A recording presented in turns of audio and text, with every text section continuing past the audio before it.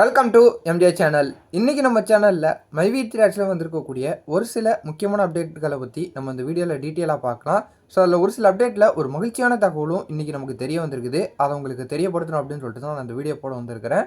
So எல்லாருமே நம்ம வீடியோவை ஸ்கிப் பண்ணாமல் ஃபுல்லாக பாருங்கள். அப்போ தான் அந்த மகிழ்ச்சியான அப்டேட் என்னங்கிறது உங்களுக்கு தெரியும்.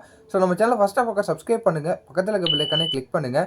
அப்போ தான் நான் போடக்கூடிய வீடியோலாம் உங்களுக்கு நோட்டிஃபிகேஷனாக காட்டும். வாங்க வீடியோக்குள்ளே போய் டீட்டெயிலாக பார்க்கலாம். நேற்று அந்த 71 டேரக்டர்ஸ்க்கான ஹியரிங் வந்து பார்த்திங்கன்னா நமக்கு சாதகமாக வரல, ஒரு வருத்தம் அளிக்கக்கூடிய ஒரு தகவலாக தான் வந்துச்சு. ஸோ மெம்பர்ஸ் எல்லாருமே பார்த்திங்கன்னா ரொம்பவே கவலையில் இருந்துக்கிட்டு இருப்பாங்க.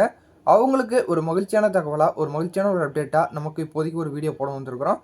ஸோ இப்போ ஒரு சில பேர்லாம் இப்போ நீங்கள் சோஷியல் மீடியாவில் பார்த்தாலே தெரியும். ஸோ கிட்டத்தட்ட எம்டி சார் வெளியே வந்து 60 நாள் ஆகிடுச்சு. ஸோ ஒரு தலைவர்களையும் வந்து பார்த்திங்கன்னா கொடுத்துக்கிட்டு இருந்தாங்க. வாரத்துக்கு ஒரு தடவை வந்து திங்கக்கிழமை வந்து சைன் பண்ணால் போதும் தளர்வுகளை அழிச்சிருந்தாங்க. அது வகையில் வந்து பார்த்திங்கன்னா கிட்டத்தட்ட 60 நாள் ஆகிடுச்சு. இன்னும் வந்து பார்த்திங்கன்னா எத்தனை நாளைக்கு தான் சைன் பண்ணணும், ஃபைனல் ஹியரிங் எப்போ வரும், ஃபைனல் ஜட்ஜ்மெண்ட் எப்போ கொடுப்பாங்க அப்படின்னு சொல்லிட்டு நிறைய பேர் கேட்டுக்கிட்டு இருக்காங்க.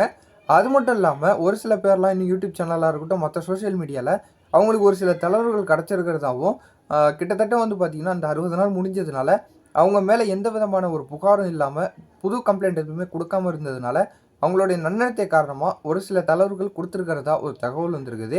ஸோ அது என்ன தளர்வுகள் கொடுத்துருக்குறாங்க அப்படி என்னன்னு சொல்லிட்டு நமக்கு முழுமையாக தெரிய வரல. ஸோ நானும் அதை பற்றி விசாரிச்சுக்கிட்டு தான் இருக்கிறேன். எனக்கு என்ன தகவல் தெரிய வந்தாலும் நான் உங்களுக்கு அப்டேட் பண்ணுறேன். ஸோ இப்போதைக்கு நமக்கு ஒரு சந்தோஷமான நியூஸ் என்ன அப்படின்னு சொல்லிட்டு வந்து பார்த்தீங்கன்னா, இந்த மந்த் லாஸ்ட்டுக்குள்ளேயே வந்து பார்த்தீங்கன்னா நம்ம எம்டி சாருக்கு அடுத்த ஒரு ஹியரிங் டேட்டுக்கு ஒரு அப்ளிகேஷன் போட போகிறதாகவும் சொல்லிக்கிட்டு இருக்கிறாங்க. அவங்களுக்கு கிட்டத்தட்ட அவங்களோட நன்னடத்தை காரணமாக இந்த 60 நாளும் முடிஞ்சிடுச்சு. ஸோ அவங்க மேலே எந்த விதமான புகாரும் இல்லை அப்படின்னு சொல்லிட்டு ஒரு மனு தாக்கல் பண்ண போகிறதாகவும் ஒரு புதிய தகவல் வந்திருக்குது. ஸோ ஆல்ரெடி வந்து பார்த்திங்கன்னா இந்த 71 டேரக்டர்ஸ்க்கு இப்போ பைல் கிடச்சிருந்தா அவங்களுக்கு சேர்த்தியே வந்து பார்த்திங்கன்னா போடுறதா ஒரு பிளானில் இருந்திருக்காங்க போல இருக்குது. ஸோ இப்போ அவங்களுக்கு கிடைக்கலங்கிற பட்சத்தில் இப்போ எம்டி சாரும் கொஞ்சம் வெயிட் பண்ணிக்கிட்டு இருக்கிறாங்க. இந்த 13ஆம் தேதிக்கு அப்புறம் ஸோ நமக்கு எந்த தகவலாக இருந்தாலும் தெரிய வரும். ஸோ அந்த 13ஆம் தேதி இந்த 71 டேரக்டர்ஸ்க்கும் பைல் கிடச்சிட்டா கூட ஸோ அவங்களுக்கும் எம்டி சாருக்கும் சேர்த்து கூட போடுறதுக்கு நிறைய வாய்ப்பு இருக்குது. ஸோ எப்படியா இருந்தாலும் நம்ம தகுந்த வட்டாரத்துலேருந்து கண்டிப்பாக இந்த மந்த் லாஸ்ட்டுக்குள்ளே எம்டி சாருக்கான ஒரு ஃபைனல் ஹியரிங் வரத்துக்கு நிறைய வாய்ப்பு இருக்குது அப்படின்னு சொல்லிக்கிட்டு இருக்கிறாங்க. நான் விசாரித்த தரப்புலேயே நிறைய பேர் அதை தான் சொல்லிக்கிட்டு இருக்கிறாங்க.